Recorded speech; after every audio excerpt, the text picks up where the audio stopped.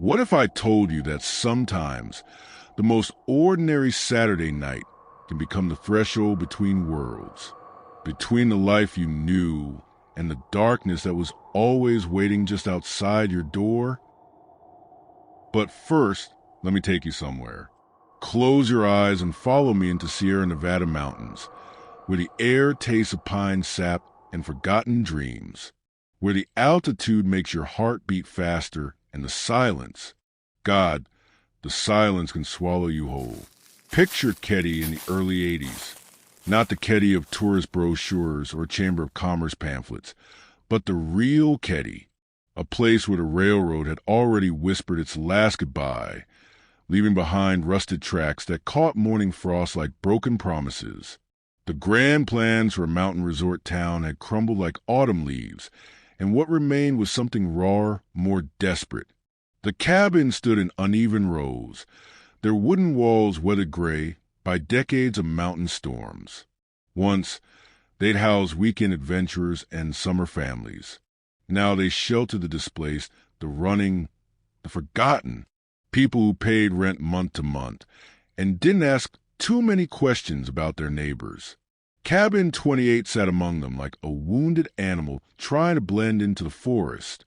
2 bedrooms, a living area that had seen better decades, and walls thin enough that you could hear your neighbor's television, their arguments, their midnight footsteps. The kind of place where privacy was a luxury nobody could afford. Sue Sharp had found this cabin like a woman finds shelter in a storm, grateful, exhausted, and hoping it would be enough. 36 years old, with hands that bore the calluses of hard work and eyes that had learned to scan every room for exits. She carried herself with the careful grace of someone who'd been hurt before and wouldn't let it happen again. Imagine her on those first nights, walking through rooms that smelled of other people's lives, other people's disappointments. The floorboards creaked stories she didn't want to hear. But when she tucked her children into their beds, when she watched them sleep peacefully for the first time in months, she must have thought, maybe here. Maybe this place would let them heal. Sue wasn't just running from her ex-husband, James. She was running from the woman she'd become in that marriage. The woman who flinched at sudden movements, who taught her daughters to lock bathroom doors, who made excuses for bruises that had their own dark geography across her skin. Her mornings began before dawn. Coffee that tasted like hope and necessity, reviewing her sparse budget by lamplight while her children still dreamed. She worked part-time at a lodge in nearby Quincy, cleaning rooms where tourists slept soundly because they knew they were just visiting. The irony wasn't lost on her. Evenings, she attended classes at Feather River College.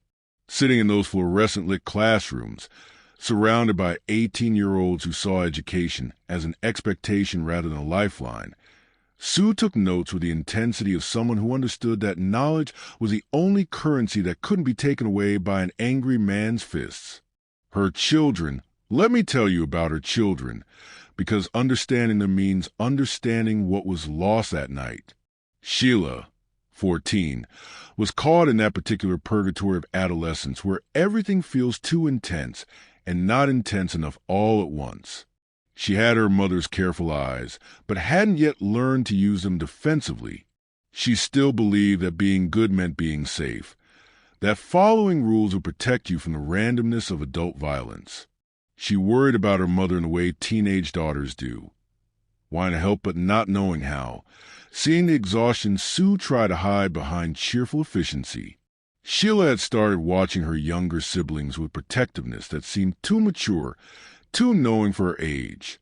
John, 15, carried himself with that particular swagger of teenage boys who were trying to convince the world they're tougher than they feel inside. He'd appointed himself the man of the house in a way that children do when fathers fail them. His friendship with Dana was the kind that boys at age cling to, fierce, loyal, based on shared jokes and mutual protection against a world that seemed designed to knock them down. He had his mother's stubbornness, but channeled it differently. Where Sue's strength was quiet and enduring, John's was loud and defensive. He got into fights at school, not because he was violent, but because he'd learned that sometimes you have to hit first or get hit harder. Tina, 12, still lived in that magical space where childhood and awareness exist side by side. She drew pictures of families that looked nothing like hers. Fathers who smiled, mothers who never cried in bathrooms, houses with white picket fences instead of cabin walls that couldn't keep secrets. But she was also the peacemaker, the one who could make her baby brothers laugh when they sensed the adult tensions they were too young to understand. She had a way of watching people that made adults uncomfortable, not judgmental, just observant, as if she was trying to figure out the rules of a game no one had bothered to explain to her. The little ones, Ricky and Greg, existed in that blessed bubble of early childhood where the biggest problems were bedtime and vegetables. They adored their older siblings, followed John around like devoted shadows, and still believed their mother could fix anything. But even they sensed something. Children always do. They'd grown quieter since the move, more clingy, as if some part of them understood that their family was something fragile that needed protecting. Now, let me show you the neighbors. Because in a place like Ketty, neighbors aren't just people who live nearby. They're the ones who hear your arguments, smell your dinner cooking, know when you come home late and when you leave early. Martin Smart lived in cabin 26 with his wife Marilyn and his stepson Justin. From the outside, they looked like any struggling family trying to make ends meet in a mountain town, where opportunities were as scarce as good weather. But if you watched carefully, and Sue had learned to watch carefully, you'd notice things. The way Marilyn's voice got smaller when Martin was around. The way Justin, just 11 years old, had already learned to read his stepfather's moods like weather patterns, becoming invisible when storms were brewing. The way Martin's laughter at the local bar was always just a little too loud, his jokes just a little too sharp. Martin was 41, a Vietnam veteran who brought the war home with him in ways that didn't show on medical records. He worked as a cook at the local bar, and there's something you should understand about small-town bars. They're not just places to drink. They're confession booths and gossip centers. Places where men go to say things they won't say at home, to other men who understand the weight of secrets. He moved through the world with the controlled violence of someone who'd learned to kill efficiently and had never quite figured out how to stop. Not actively killing, you understand, but carrying that capacity like a loaded weapon you never quite set down. His friend Beau, John Babade, was something else entirely. Older, in his 50s, with the kind of weathered face that spoke of choices made in Chicago alleys and Detroit backrooms. He'd shown up in Ketty the way certain men show up in small towns, quietly, without explanation, carrying only what fit in a single suitcase and enough stories to last several lifetimes. Beau had that particular charisma that dangerous men sometimes possess.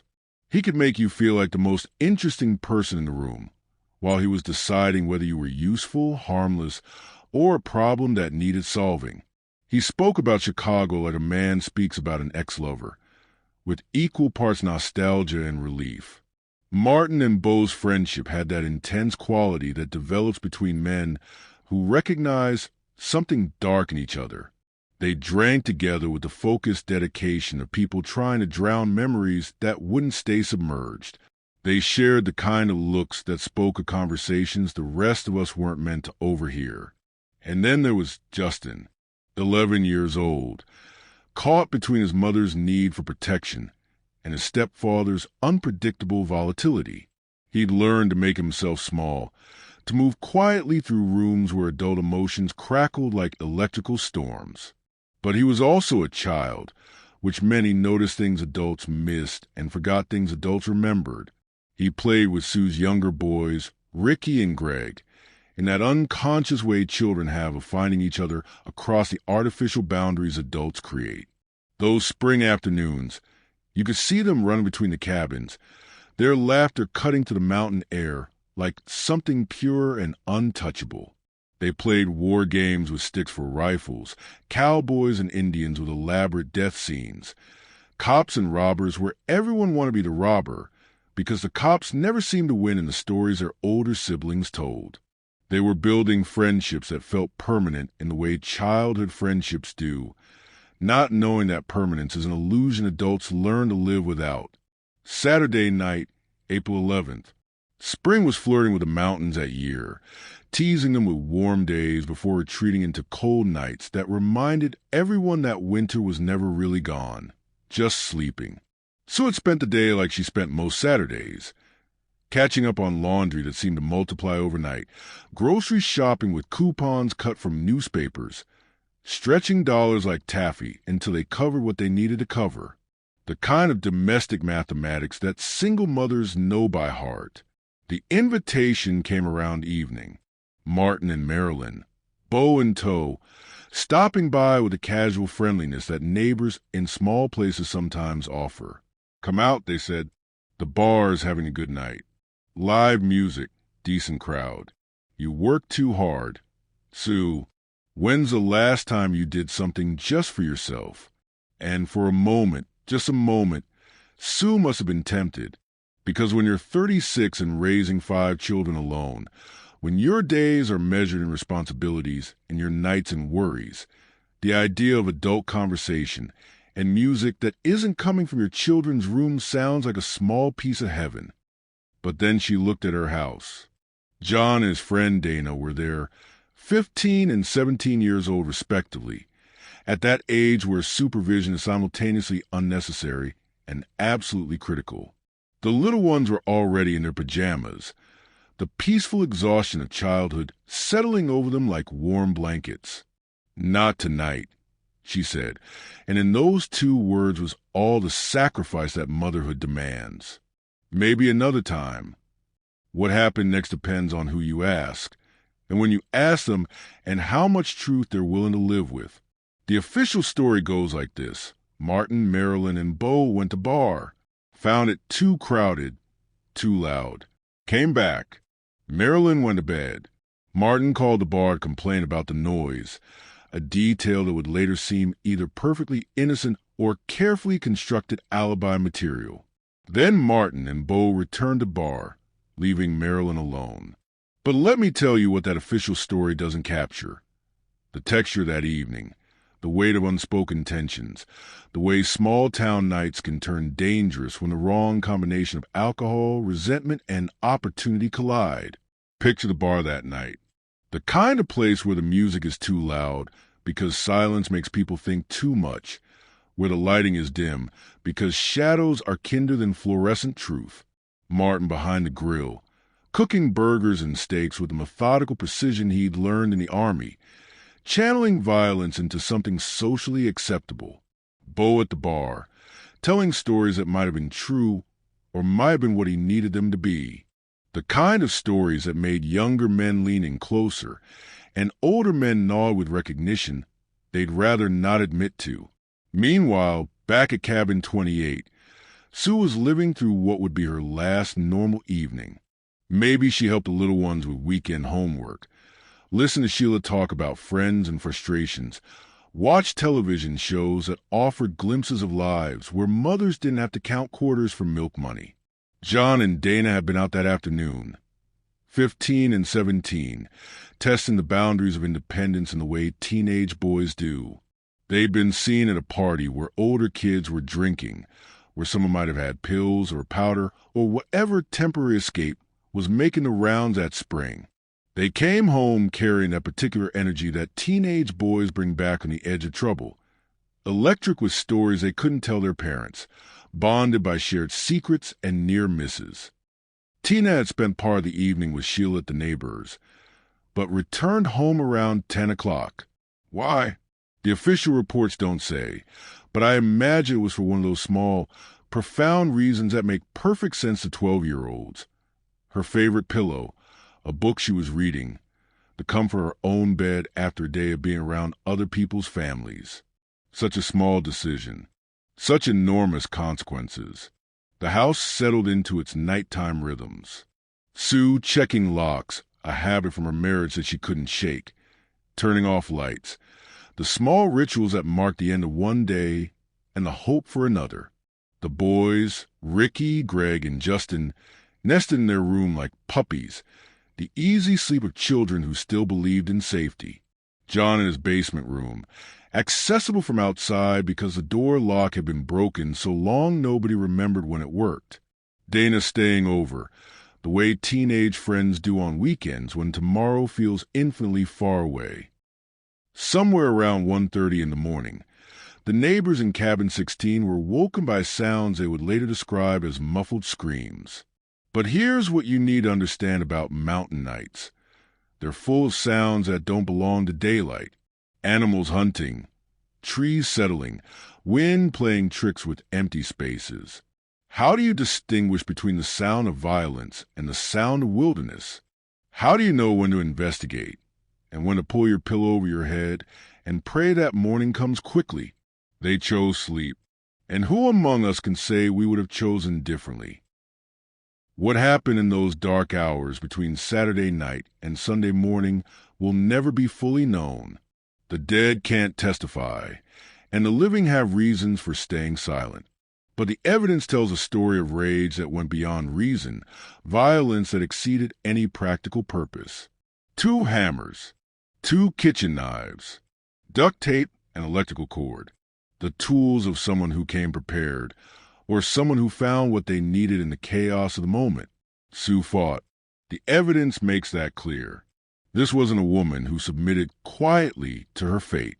She'd spent too many years learning to fight, first against her husband's fists, then against poverty and loneliness and the 1,000 small defeats that single motherhood brings.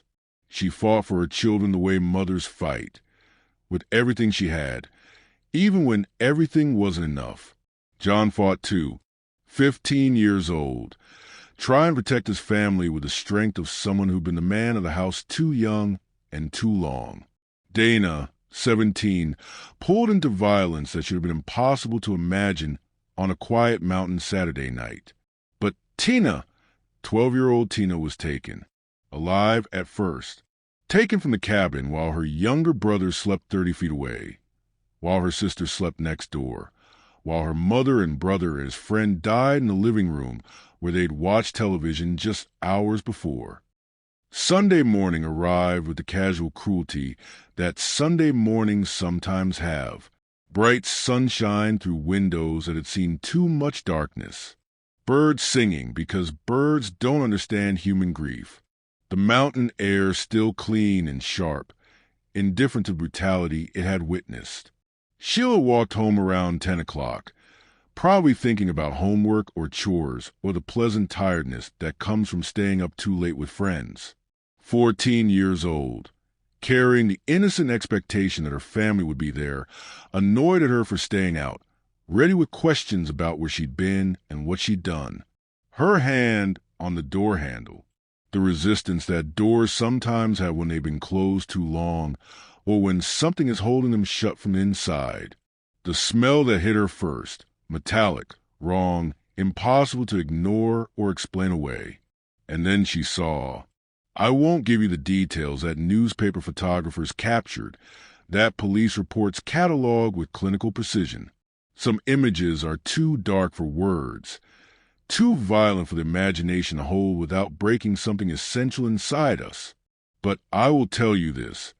Sheila aged decades in the time it took her eyes to process what they were seeing.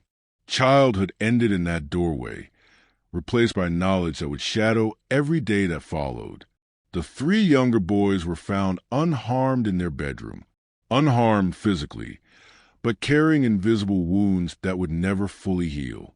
They'd slept through the murder of their family, protected by thin walls and the mercy of killers who made a choice to let them live. Why? What calculations led to that decision? Was it compassion or practicality? Did the killers see something in those sleeping children that reminded them of their own humanity? Or were 3 young witnesses simply too dangerous to leave alive if they'd actually seen something? The investigation began with all the assumptions that small-town investigations begin with. This was about drugs, they thought, or money, or some combination of both. Mountain communities in the early 80s were no strangers to marijuana cultivation. to the violence that comes when illegal commerce meets territorial disputes. But the evidence kept pointing in directions that made less sense, not more. The brutality was too personal for a business disagreement. The choice of victims, a single mother and teenage children, seemed random until you looked closer and realized it might not be random at all. Martin took a polygraph test 3 days after the murders. Passed it, the authorities announced, as if that settled something important. But polygraphs don't measure truth, they measure stress. And Martin was a man who'd learned to live with stress the way other people live with background music. He'd survived Vietnam after all. He'd learned to kill efficiently and to sleep afterward. He'd mastered the art of compartmentalization that keeps soldiers functional and sometimes makes them dangerous when they try to become civilians again. Within days of passing that polygraph, Martin and Bo left Ketty. Not fled, that would have been too obvious, too suspicious. Just departed. The way people do when places become uncomfortable, when small towns start asking questions that don't have easy answers. Marilyn packed up her son Justin and followed soon after. The marriage that had been rocky before the murders didn't survive the aftermath. She'd filed for separation, citing physical abuse and violence, painting a picture of a man whose war had never really ended. If you believe stories like this should be told, consider liking, commenting, and subscribing. But here's what haunts me about Marilyn's departure. She took Justin away from the only home he'd known, away from the friends who might have been his anchors in the storm of adult chaos that had suddenly surrounded him. She was protecting him, yes, but also isolating him with whatever he might have seen or remembered from that terrible night. And Justin began having dreams. Let me tell you about the dreams of an 11-year-old boy who might have witnessed the impossible. Not nightmares exactly, but something more dangerous. Memories disguised as dreams, or dreams so vivid they felt like memories. He described 2 men, adults he recognized, adults who should have been safe. He described violence that no child should be able to imagine in such detail. He described his friend's sister, 12-year-old Tina, being taken away alive while her family died around her. Were these dreams, trauma responses? Or was this a child's mind trying to process something it had seen but couldn't safely remember while conscious? Justin worked with police artists to create composite sketches of the men from his dreams. The resemblance to Martin and John was unmistakable. But dreams aren't evidence. Memories aren't testimony, and 11-year-old boys aren't reliable witnesses in courtrooms that demand certainty above all else. So Justin's dreams were filed away with all the other almost evidence, the near misses, the tantalizing clues that pointed toward answers but couldn't quite reach them. Years crawled by with particular slowness that unsolved mysteries inflict on the people left behind. Sheila grew up carrying the weight of what she'd seen, learning to live with images that would never fade, questions that would never be answered satisfactorily. The younger boys, Ricky and Greg, tried to build normal lives on a foundation of that terrible night. But how do you trust a world when you've learned that safety is an illusion, that the people meant to protect you can disappear in the space between Saturday night and Sunday morning? And all that time, Tina remained missing. Not dead. That would have been terrible, but final. Missing, which meant existing in the cruel space between hope and despair, between the possibility of reunion and the probability of loss. Her family held vigils, searched forests, followed leads that led nowhere and tips that evaporated under examination. They kept her room exactly as she'd left it, as if she might return at any moment. 12 years old forever, carrying stories of where she'd been and why she'd stayed away so long. Until April of 1984, when hikers found bones scattered in the wilderness 60 miles from Ketty. A skull that dental records confirmed belonged to Tina Sharp. Other bones, scattered by animals and weather, telling the story of a 12-year-old girl who died far from home, far from anyone who could comfort her in those final moments. The bones couldn't tell investigators how she died, or when, or at whose hands. They could only confirm what everyone had feared and no one had wanted to accept. Tina had never left Ketty alive. Whatever had been done to her family, whatever had been planned or improvised in the rage of that April night, she'd been part of it from the beginning. Now, let me ask you something, and I want you to think carefully before you answer. What transforms ordinary people into monsters? What series of choices? What accumulation of darkness? What perfect storm of circumstances and opportunity leads to a moment where brutality becomes not just possible, but inevitable? Was Martin a man who'd been broken by war and alcohol, by a marriage that was failing, and a stepson who reminded him daily of his inability to create rather than destroy? Had he harbored feelings for Sue that she didn't return, desires that curdled into resentment when she chose her children over adult company? Or was he simply a violent man who'd found an opportunity to express that violence without consequences? The kind of predator who recognizes vulnerability in others and moves toward the way sharks move toward blood in the water? And Bo, John Bo, what role did Chicago's shadows play in Ketty's tragedy? Was he a man running from old debts, old enemies, old crimes that had finally found in the mountains? Did he bring urban violence to a rural community that had no experience processing that level of brutality? Or was he something else entirely? The enabler, the encourager, the voice that whispered permission to do what Martin had always wanted to do, but had never quite found the courage to attempt alone? Maybe it was planned. The evidence suggests someone knew the layout of Cabin 28, knew the family's routines, knew when Sue would be alone with her children. The duct tape and electrical cord suggest preparation, forethought, the kind of planning that turns impulse into execution. Or maybe it was spontaneous, a confrontation that spiraled beyond control, leaving 4 people dead and killers who had to improvise their way out of consequences they hadn't fully considered. Maybe it was about drugs.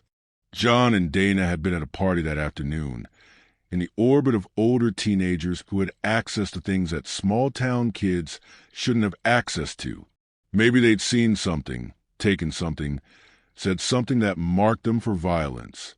Maybe it was about money. Sue was struggling financially, but mountain communities have their own economies, their own debts, their own ways of settling scores that don't appear in official records. Maybe it was about sex. Sue was an attractive single mother in a community where single mothers were both desired and resented, where independence might have been seen as a challenge to men who equated control with masculinity. Or maybe, and this is the explanation that disturbed me most, maybe it was simpler and more terrifying than any of those theories. Maybe it was just what happens when certain types of men encounter a woman who won't bend to their will, children who represent innocence they've lost, a life they can't have. Maybe it was the kind of violence that doesn't need elaborate motives because the violence itself is the point, the expression of power over the powerless, the temporary godhood that comes from deciding who lives and who dies. The official investigation tells a story of missed opportunities, contaminated evidence, witnesses who changed their stories or disappeared entirely, a crime scene that was compromised before it could be properly processed, suspects who were questioned and released, who left town and took their secrets with them. But here's what the official investigation couldn't capture: the way a small community protects itself from truths that are too dangerous to acknowledge. The way people who know things choose not to remember them when remembering might make them targets. The way silence becomes a survival strategy in places where everyone knows everyone, and everyone has something to hide. New evidence emerged decades later, when DNA testing became sophisticated enough to extract answers from evidence that had been stored and forgotten. A piece of duct tape near Sue's body yielded genetic material that pointed in familiar directions. A hammer was pulled from a lake in 2016, bearing traces of the violence it had witnessed. Physical proof of weapons that witnesses remembered but investigators had never found. But by then, the main suspects were dead. Martin in 2000, John 12 years before that. Whatever they knew, whatever they'd done or witnessed or planned, they'd carried it with them to graves that would never give up their mysteries. Justice, it seemed, would be a luxury that the Sharp family couldn't afford. Truth would remain something to be glimpsed in fragments, assembled from dreams and DNA, witness statements and whisper confessions that came too late to matter in courtrooms. But Justin was still alive, still carrying the weight of what he might have seen, what he might remember, what his young mind had preserved or transformed in the decades since that April night, living with the knowledge that he'd survived something that had taken 4 other people, sleeping 30 feet away while his friend's family was destroyed. How do you carry that forward? How do you build relationships when your foundational experience of human connection involves betrayal and violence? How do you trust your own memories when everyone around you needs those memories to be dreams? Justin had tried to speak his truth, working with police artists to create sketches of the men he remembered. But truth, it turned out, was less important than closure, and closure was less important than protecting a community from questions it couldn't answer. So he'd learned to live with uncertainty, with the possibility that his dreams were memories and his memories were too dangerous to fully acknowledge. He'd learned to carry secrets that weren't quite his, to protect people who might not deserve protection, to survive in a world where speaking truth could be more dangerous than living with lies. Today, Ketty is still there in the Sierra Nevada mountains. The cabins still stand, though many have been renovated or demolished. Cabin 28 itself was destroyed years ago, but the foundation remains, growing over with mountain grass that feeds on soil that once drank blood. Tourists sometimes stop, drawn by the internet fame that unsolved mysteries generate in our connected age. They take pictures, write blog posts, create podcasts that try to solve in hours what investigators couldn't resolve in decades. But they miss the point, these casual visitors. They're looking for answers in a story that's really about questions. What do we owe the dead? How do we live with uncertainty? When does protecting ourselves become abandoning others? The Ketty murders weren't solved by forensics or confessions. They were absorbed into the landscape like spilled blood soaking into wooden floors. Still there, still staining everything it touches, but invisible unless you know exactly where to look. They became part of the mountain geography, another ghost story in a place where the wind through pine trees sometimes sounds like voices calling for justice that never comes. And maybe that's the real horror. Not the violence itself, terrible as it was, but the way that violence can disappear into the ordinary texture of life, the way communities learn to live with unspeakable knowledge, the way families adapt to losses that can never be made whole. Sue Sharp had come to Ketty looking for safety for her children. She'd found a place where she could work and study and hope, where her kids could play in mountain air that tasted of possibilities instead of fear. She'd found neighbors who invited her to bars, who seemed to offer the kind of community connection that single mothers dream of. She'd found what looked like a fresh start, a chance to write a different story for herself and her family. Instead, she found that some stories can be rewritten, that some dangers follow you no matter how far you run, that safety is always an illusion when the people meant to protect you are the ones you should fear most. So I leave you with this thought, and I want you to carry it with you when you lock your doors tonight, when you kiss your children goodnight, when you settle into the comfortable certainty of your ordinary life. The people who killed the Sharp family didn't announce themselves with horns and fangs. They didn't wear signs identifying them as monsters. They cooked food and told jokes, complained about the weather and the economy, worried about bills and relationships just like everyone else. They were someone's neighbor, someone's friend, someone's family member. They waved good morning over fences and borrowed tools, and returned them clean. They existed in the normal world, moved through normal spaces, participated in normal conversations. Evil doesn't live in haunted houses or abandoned asylums. It doesn't require special circumstances or supernatural intervention.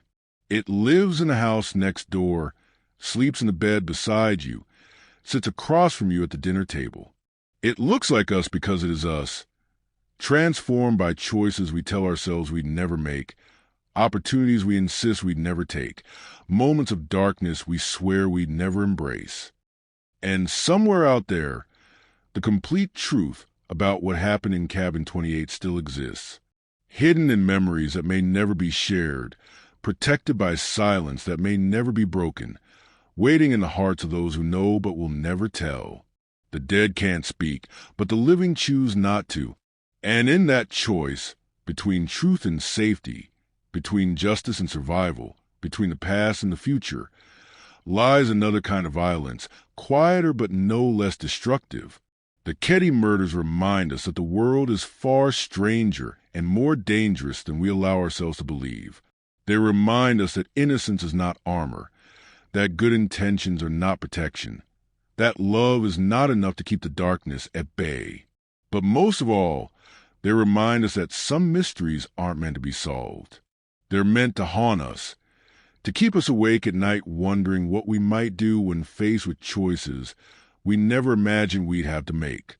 They're meant to whisper in our ears that we are all capable of more than we know, both the creation of beauty and the infliction of pain, both the protection of innocence and its destruction. And in the end, that might be the most terrifying truth of all. Not that monsters exist, but that they exist within us, waiting for the right combination of circumstances to emerge in the shadows where we've kept them hidden, even from ourselves. Sweet dreams.